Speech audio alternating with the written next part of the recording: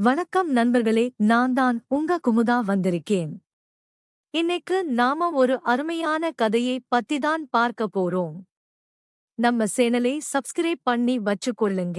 அடுத்தடுத்து நிறைய புது புது ஜில் கதைகள் வர உள்ளது.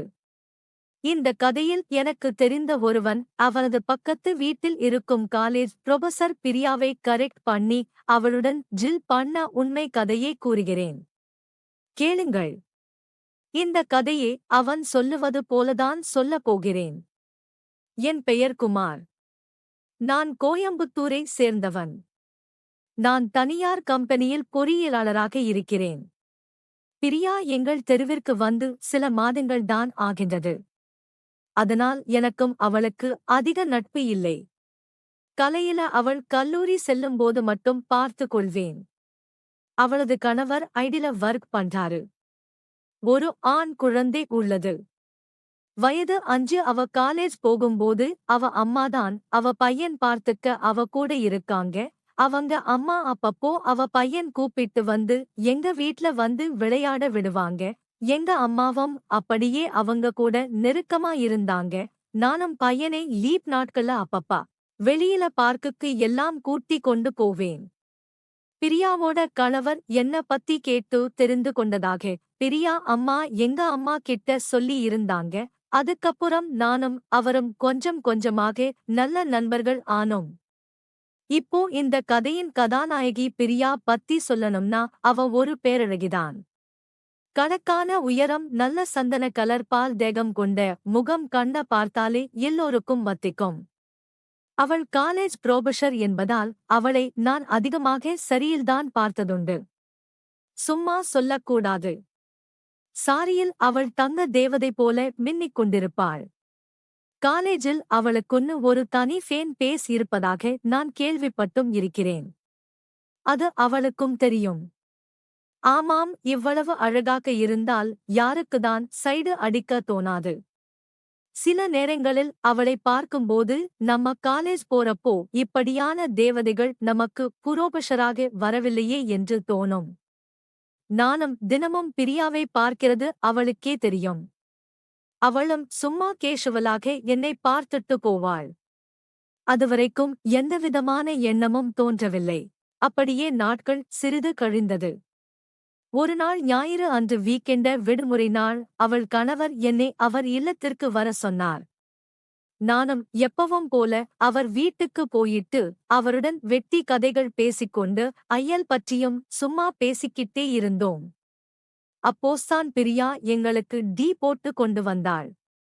அந்த நிமிடம்தான் நான் அப்படியே உறைந்து விட்டேன்.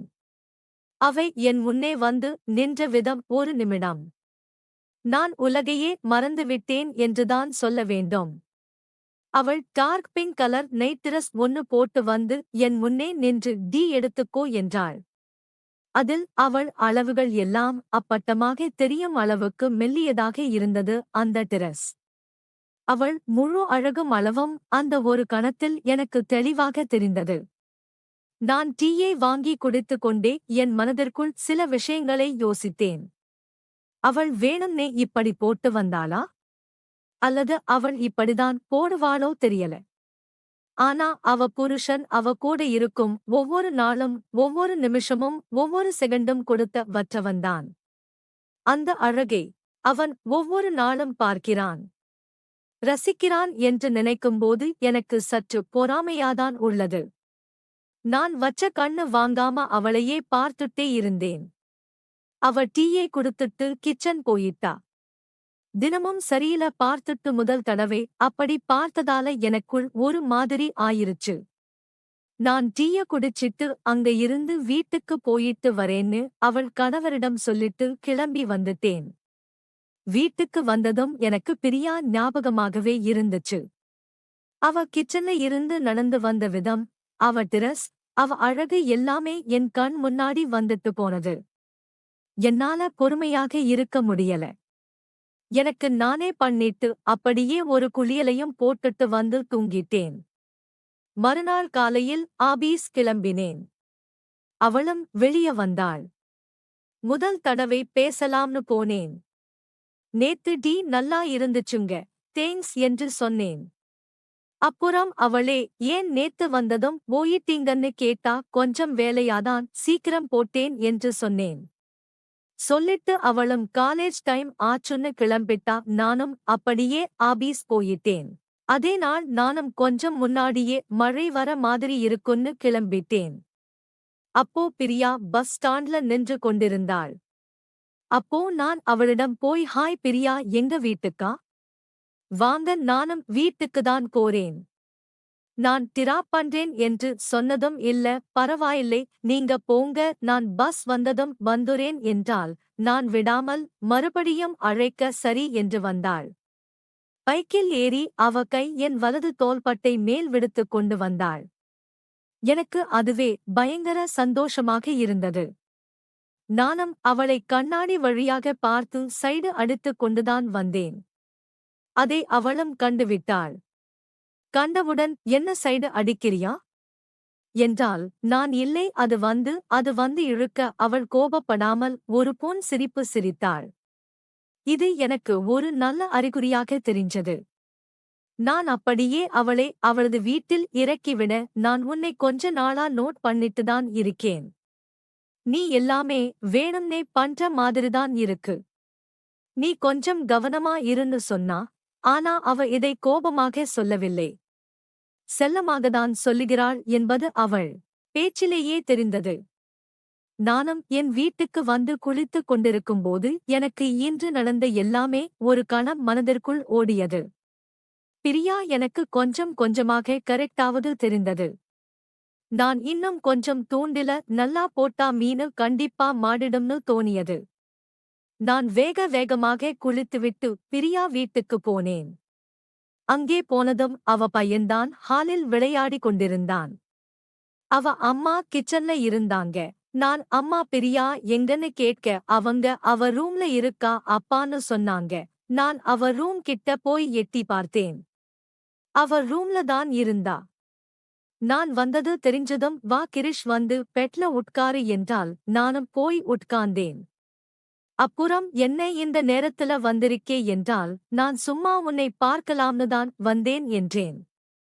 அதுக்கு அவள், இப்போதானே பார்த்தேன், அதுக்குள்ள என்ன மறுபடியும் என்றால், நானும் இல்ல, என்னன்னு தெரியல. உன்னை பார்த்துட்டே இருக்கணும்னு தோணுது என்று சொல்ல, அவள், அட துரைக்கு இப்போ அப்படி எல்லாம் தோணுதா என்றாள். இப்படியே பேசிட்டு இருக்கும்போது அவள், அம்மா காபி போட்டிக்கண் வந்து குடிங்க 2 பேரும் என்று சத்தம் போட்டாள். அப்புறம் நாங்க போயிட்டு அதை குடித்தோம். அப்படியே இதான் சான்ஸ்னு சொல்லி உன் நம்பர் கொடுனேன். அவன் நம்பரே வாங்கிட்டேன். அந்த நேரம் பார்த்து அவ புருஷனும் வந்துட்டான். நல்ல வேளை நம்பர் வாங்கின அப்புறம் தான் வந்தான். அப்புறம் சரி, எனக்கு கொஞ்சம் ஒர்க் இருக்குன்னு சொல்லிட்டு நான் என் வீட்டுக்கு வந்துட்டேன். அப்புறம் நைட் ஒரு 9 மணி போல அவளுக்கு நான் ஒரு மெசேஜ் அனுப்பினேன். ஆனா அவ அதை பார்த்துட்டு அதுக்கு பதில் எதுவும் அனுப்பல. அடுத்த நாள் காலையில வழக்கம் போல நான் ஆபீஸ் போயிட்டேன். அவ காலேஜ் போயிட்டா. நான் இன்னைக்கு வேணும்னே நேரத்தோட ஆபீஸ் இருந்து கிளம்பினேன். காரணம், இன்னைக்கும் பிரியாவை பிக்கப் பண்ணணும்னு தான். நான் எதிர்பார்த்தது போல அவ பஸ் ஸ்டாண்டில் நின்று கொண்டிருந்தாள். நான் போயிட்டு அவளை இன்னைக்கும் பிக்கப் பண்ணிட்டு வந்து கொண்டிருக்கும்போது, நான், ஏன் நைட் நீ என் மெசேஜ்க்கு ரிப்ளை பண்ணல என்று கேட்டேன். அவ எதுவுமே சொல்லல. அமைதியா ஒரு மாதிரி இருந்தா. நானும் பெருசா அலட்டி கேட்கல விட்டுட்டேன். அப்புறம் நானும் கதை கொடுக்க அவ அமைதியாவே இருந்தா, ஒண்ணுமே பேசல. நான் என்னாச்சுன்னு கேட்டாலும் ஒன்னும் சொல்லல. அப்படியே வீடும் வர அவ இறங்கிட்டு அவ வீட்டுக்கு போயிட்டா. என் முகத்தை கூட அவ பார்க்கல. எனக்குள் ஒருவித குழப்பம். ஒருவேளை நம்ம நைட் மெசேஜ் போட்டது அவளுக்கு பிடிக்கல போல. அதனாலதான் நம்ம கூட பேசல போலன்னு வருத்தப்பட்டு கொண்டிருக்கும்போது அவளிடமிருந்து ஒரு மெசேஜ் வந்தது.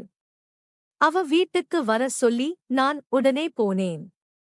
அங்கே போனால் அங்கே அவள் மட்டும்தான் இருந்தாள்.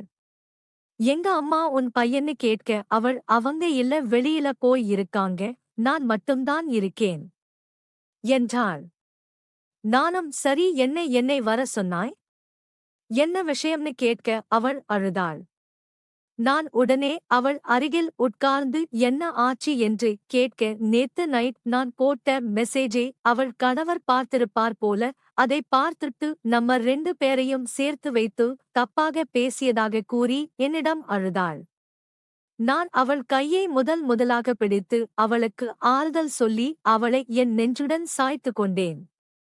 அவளை தொட்டது இதுவே முதல் தடவை தொட்ட அந்த நேரம் எனக்குள் ஒருவித பரவசம் வந்தது.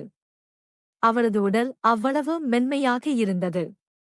அவள் அழுது கொண்டே, நான் உன்னிடம் ஒரு நாளாவது ஒழுங்காக பேசி இருப்பேனா?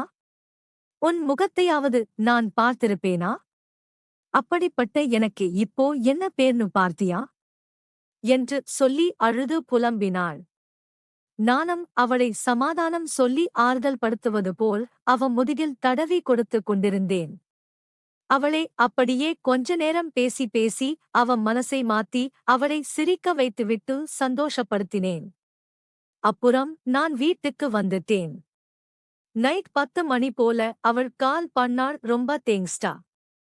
நீதான் என் மனசை மாத்தி என்னை சந்தோஷப்படுத்தி என்னை சிரிக்க வைத்து என் கவலை எல்லாத்தையும் போக வெற்றாய் என்று சொன்னால், நான் இதுதான் சான்ஸ் என்று உனக்காக நான் என்ன வேணா செய்வேன் என்று சொன்னேன். அவளும் உன்ன மாதிரி ஒருத்தன் என் கூட இருந்தாலே காணோம். என் லைஃப் ரொம்ப சந்தோஷமாக இருக்கும் என்றாள். நானும் உனக்கு ஓகேனா? நான் உன் கூட எப்பவும் எல்லா விஷயத்திலையும் இருக்க தயார் என்றேன். அவள் தேங்க்ஸ்டா என்றாள். அவள் இதிலேயே கொஞ்சம் எனக்கு கரெக்ட் ஆயிட்டாள் என்பது அவள் பேசிய விதத்தில் விளங்கியது. அவள் திடீர்னு நாளைக்கு சண்டே, நாம நாளைக்கு வெளியில போலாமா என்று கேட்டாள். எனக்கு ஒரே ஆச்சரியம். என்னடா உடனே இப்படி கேட்டுட்டாளே என்று நானும் சரின்னு சொன்னேன். அடுத்த நாள் நாங்க தியேட்டருக்கு போய் படம் பார்த்துட்டு ஒரு ஹோட்டலுக்கு போயிட்டு சாப்பிட்டோம். சாப்பிட்டு கொண்டிருக்கும்போது அவள் எனக்கு உன்னை ரொம்ப பிடிச்சிருக்கு. நீ இப்படியே என் கூட எப்பவும் இருப்பியா என்று கேட்டால், நானும் ஆமா இருப்பேன் கண்டிப்பா என்று சொல்ல, அவள் திடீர்னு எனக்கு ஒரு முத்தம் கொடுத்தால் நான் ஒரு கணம் திகைத்து போனேன். நான் பெரியா என்று சொல்ல அவள் எனக்கு உன்னை ரொம்ப பிடிக்கும். அதான் இப்படி பண்ணிட்டேன் என்று சொன்னாள். நானும் இதான் சான்ஸ் என்று உடனே அவளுக்கு ஒரு முத்தம் கொடுத்தேன். அவள் என்னை ஒரு மாதிரி பார்த்திட்டு எனக்கு இன்னைக்கு எல்லாமே வேணும் என்றாள். அவள் என்ன சொல்லுகிறாள் என்பது அழகாக தெரிந்தது. அவள் எனக்கு கரெக்ட் ஆயிட்டாள் என்பது விளங்கியது. அவள் ஜில்லுக்கு ரெடியாட்டாள் என்று புரிந்தது. இன்னைக்கு செம்ம வேட்டை காத்துட்டு இருக்குன்னு சொல்லி அப்புறம் அந்த ஹோட்டல்லையே நாங்கள் ரூம் போட்டோம். உள்ளே போனதும் என்னால் பொறுமையாக இருக்க முடியவில்லை. உடனே நான் ஆட்டத்துக்கு தயாராகி ஆட்டத்தை போட ஆரம்பித்தேன். எங்கள் ஆட்டம் அன்று அங்கு கோலாகலமாக இடம்பெற்றது. ஒரு 2 மணி நேரம் சும்மா தாறுமாறாக ஆட்டம் போட்டோம். செம்மையாக வேட்டையாடிய பின் அவள், நான் ஒரு குழந்தை பெற்றிருக்கிறேன். அனலோன்றி எனக்கு இன்னைக்கு உன்னால் கிடைத்த இந்த சந்தோஷம் எனக்கு இந்த வாழ்வில் முதலில் கிடைக்கவில்லை. இன்னைக்கு நான் ரொம்ப சந்தோஷமாக உள்ளேன். ரொம்ப தேங்க்ஸ்டா என்றால், நான் தேங்க்ஸ் எல்லாம் சொல்லாத உன் கூட நான் எப்பவும் இருப்பேன் என்று சொல்லி அவளுக்கு ஒரு முத்தம் கொடுத்தேன். மறுபடியும் தீ பற்றி எரிந்தது. மறுபடியும் ஆட்டம் போட ஆரம்பித்தோம். அன்று தொட்டு இன்று வரை நாங்கள் யாருக்கும் தெரியாமல் சந்தித்து எங்கள் விளையாட்டை அனுபவித்துக் கொண்டுதான் இருக்கிறோம். இது போன்ற சுவாரஸ்யமான கதைகளை கேட்க எங்களது சேனலை சப்ஸ்கிரைப் பண்ணி மறக்காம லைக், கமெண்ட், ஷேர் பண்ணுங்க. அடுத்து இது போல ஒரு அருமையான கதையோடு உங்களை சந்திக்க வருகிறேன். நான் உங்க குமுதா. நன்றி.